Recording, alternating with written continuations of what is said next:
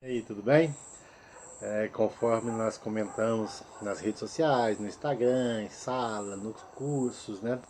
E iniciar uma série de vídeos sobre o retorno pós-pandemia, né? Como ele poderá se dar, variáveis, possibilidades e perspectivas dessa reabertura, quando nós deixaremos ou diminuiremos ou alternaremos ou mesclaremos, né, o isolamento social com momentos que se aproxime da normalidade.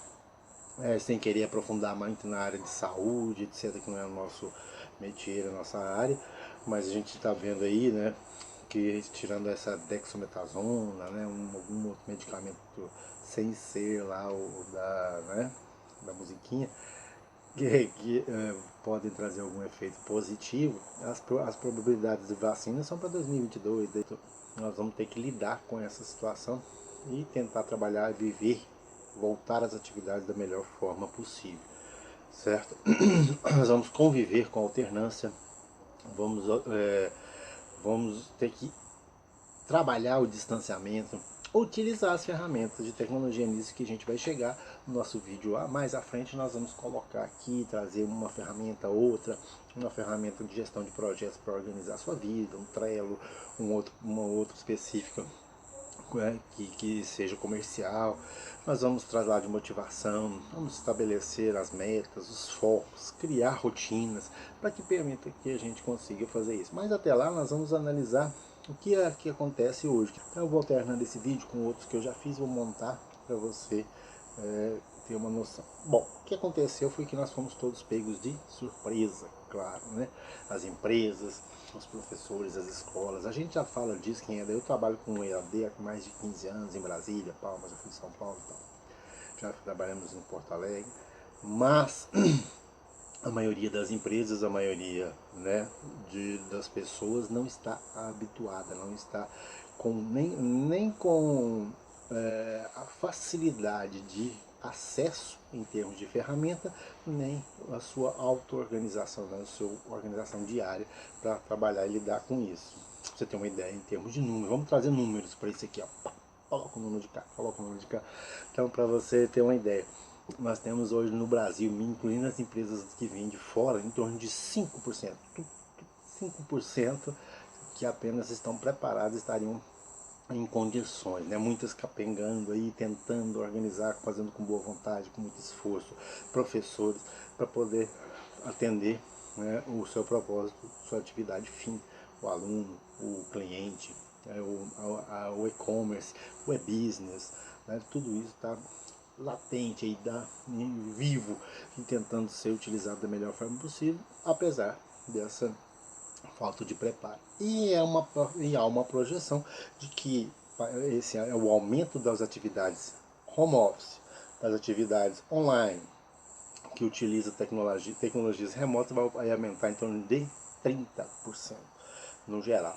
Então, para acontecer isso, nós precisamos estar, né, abertos para poder estabelecer nova infraestrutura, que muitas empresas não fizeram. Então você tem que utilizar boas conexões, equipamentos, a forma de armazenamento em nuvem, a cloud computing, né? Você tem condição, nós precisamos utilizar metodologias que facilitem o trâmite documental digital, saindo um pouco daquele material físico que você estava utilizando e passando para uma informação mais dentro da tecnologia. As empresas não estão preparadas e deixaram sempre de lado essa questão, né, da automatização, essa questão da utilização de ferramentas digitais, sempre fica para depois. Por quê? Por causa do custo, não é prioridade no momento, dá para viver sem isso, nós não precisamos. Quem atua na área de TI está careca de saber, já está careca de ver todas essas desculpas, né? E a infraestrutura, os processos têm que ser atualizados, ou a questão da metodologia, a utilização dos recursos tem que ser revista.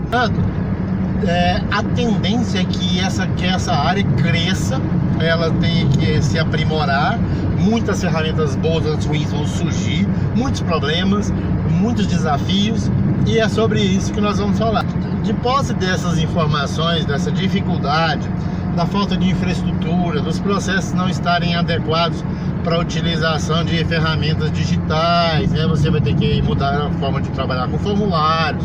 A nota fiscal já tem tempo que ela é eletrônica, mas você vai ter que adequar uma série de procedimentos, processos. Nem falo da questão do conteúdo, porque o conteúdo a gente consegue, eu trabalho com isso há muito tempo, a gente consegue passar através de e-books, aulas online gravadas e tal. Só que também tem que ter uma mudança, né, na forma de estudar, na forma de agir. Os alunos vão ter que entender que eles dependem, que agora sempre dependeram mais do aluno do que do professor, mas nunca tanto igual agora, né? Porque antes você tinha o tete a tete, hoje não, o suporte vai ser todo à distância, então o aluno vai ter que se desdobrar muito mais sozinho, inclusive naquela questão que nós vamos ver em um outro vídeo, a questão da motivação.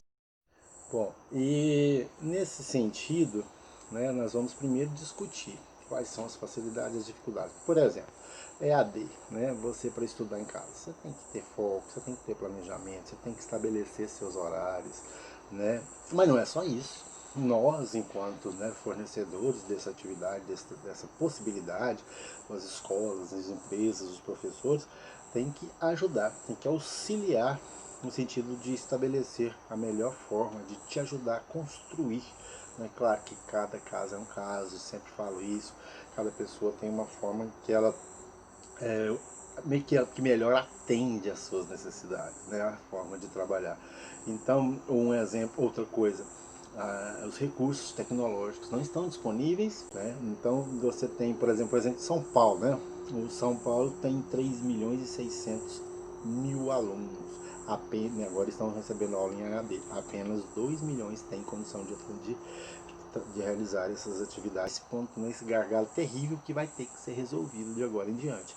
Então essa é a nossa intenção, não há como fugir, e nós estamos vendo isso agora, vivenciando isso na prática, certo?